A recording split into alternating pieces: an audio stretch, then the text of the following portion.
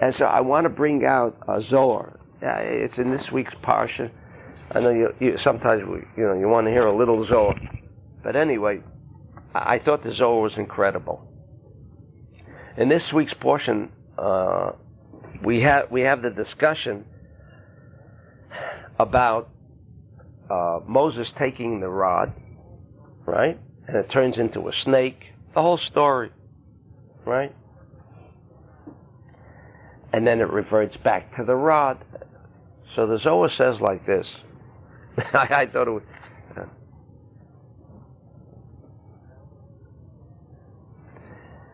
Now there was the Egyptians, the wise men of the Egyptians, that can perform the same feat. Taking a rod, it turns into a snake. Now anyone observing this would say, what a miracle. But the way we've been studying, I mean, this is very understandable, because what is a snake? What is a snake? There's an internal energy intelligence. We don't look at the snake as slimy, I mean, some people can't even be close to a snake or even observe a snake. And we've given, we call people snakes. I mean, we know what it means, right?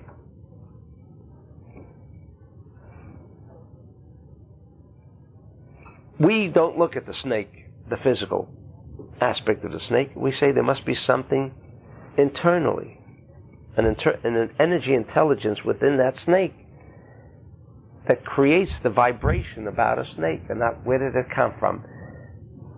I mean, it's smooth, right?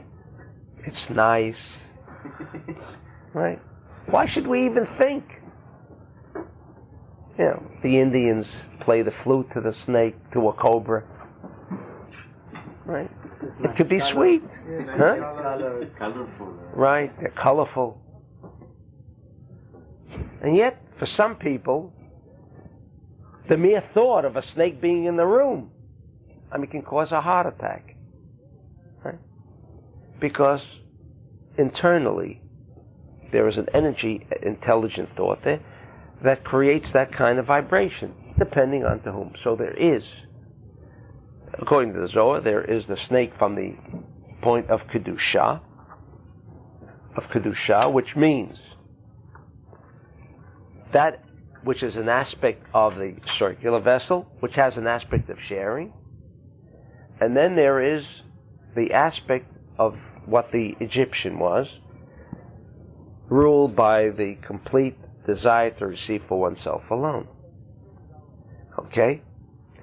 And so he continues on like this.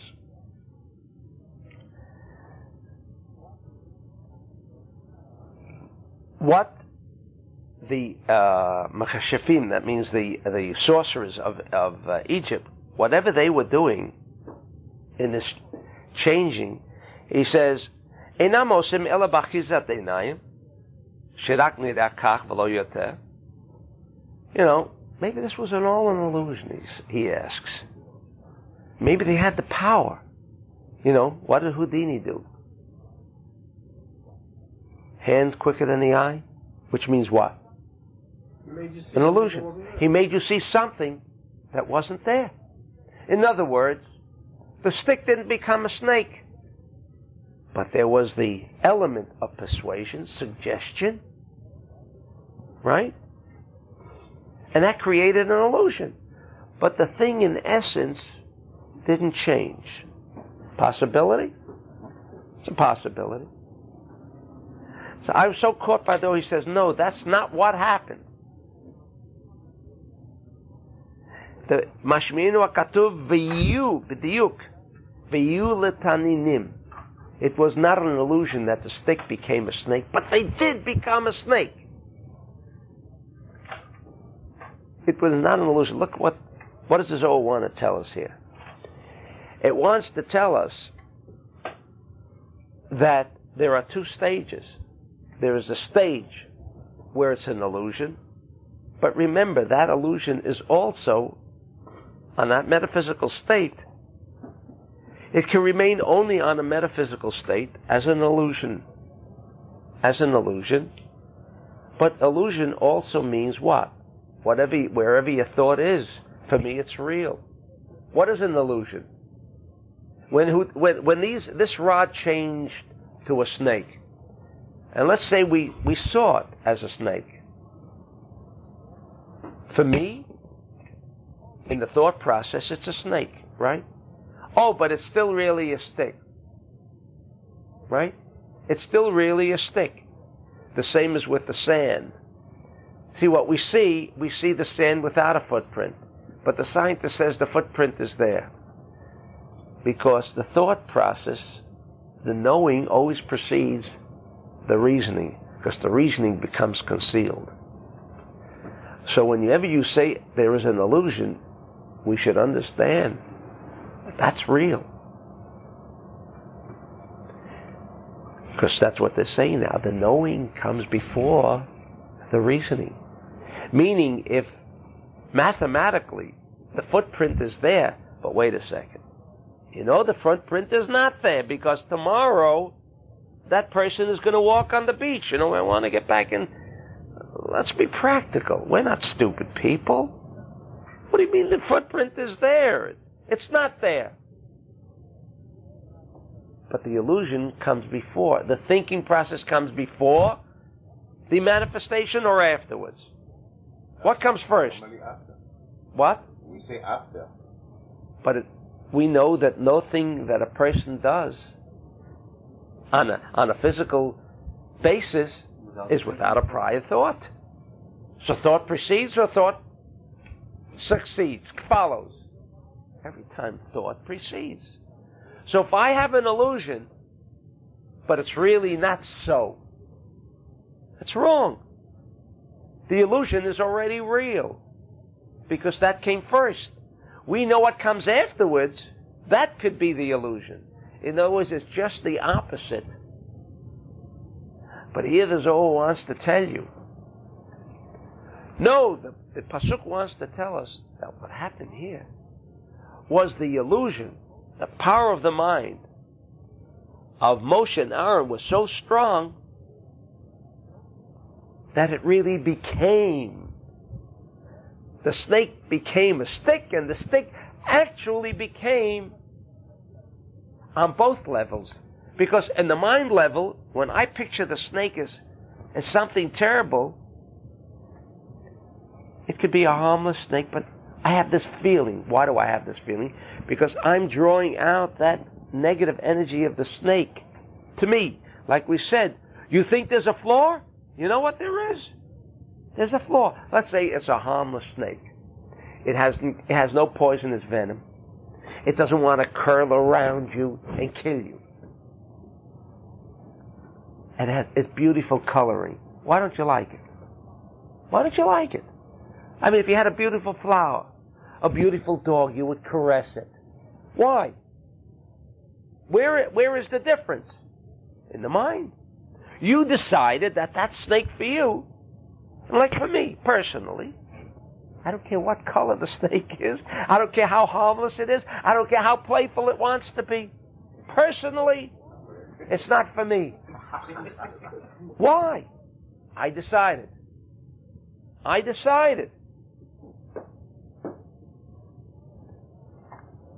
With Moses, it was more than just... In other words, if I decided that snake... for me, all snakes are poisonous, right? What happened with Moshe? No such thing as illusion. When he thought the stick to become a snake, it became a snake. That was the power of his thought. We do not have, supposedly, when I say I haven't got bread on my table, we're going to starve. So I'm depressed. The reason you're depressed is because you decided there will be no bread on the table. Oh, wait a second, but you mean if I decide that I have so much bread and I see so much bread on the table, it'll become. That's what happened with Moshe. From nothing on the table, but the fact of the power of the mind that there was bread on the table, or that the stick is a snake. It's a snake. This is the power of the mind. Depending on where you're at, only. Only.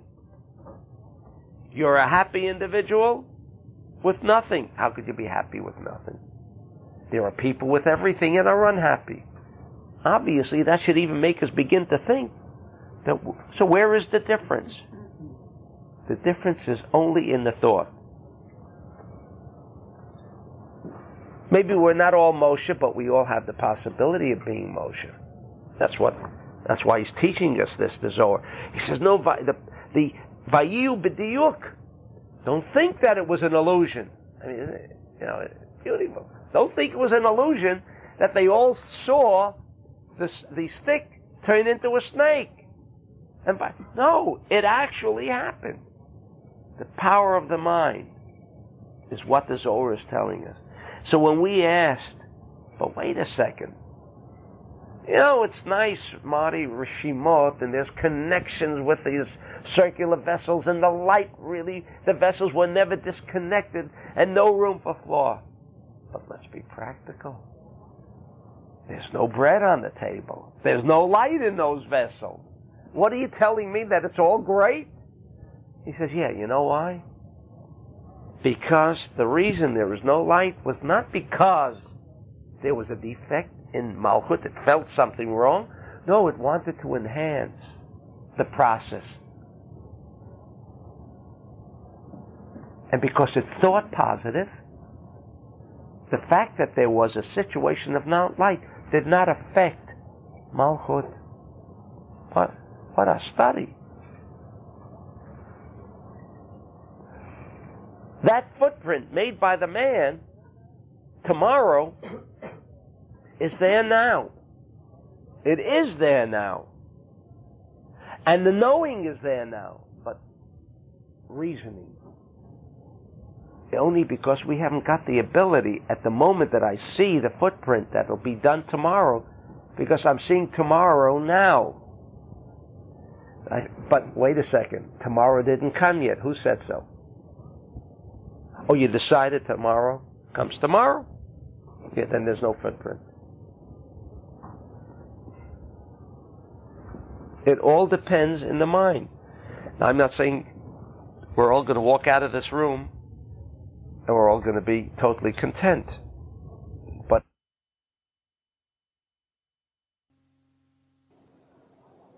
and one without eyesight, we feel a lack. But that doesn't mean one without eyesight has decided that there is a defect. If he decided it's a defect, it's a defect. If he decided it's not a defect, he will see everything. But he can't see. We know how many situations where a blind man does see more than. So you have eyes open, and you walked into a situation in Athens, and you were gunned down. Look what your eyesight did for you. His life came to an end quickly, with all his sight. But the blind man probably wouldn't walk into Athens. He would see already in advance that this place, that's what we call intuition. What is it's not intuition. It's seeing. It's seeing. So it doesn't always depend. That's why there were rabbis in the Talmud that were blind. And they were part of the Talmud. Because they were not blind. Everyone around them observed this man as being blind. Oh, there were times where he would see things that the others didn't see. Well, he has a feeling. No, the answer is it's not a feeling. He sees. And if he thought that he didn't see, he would never have seen.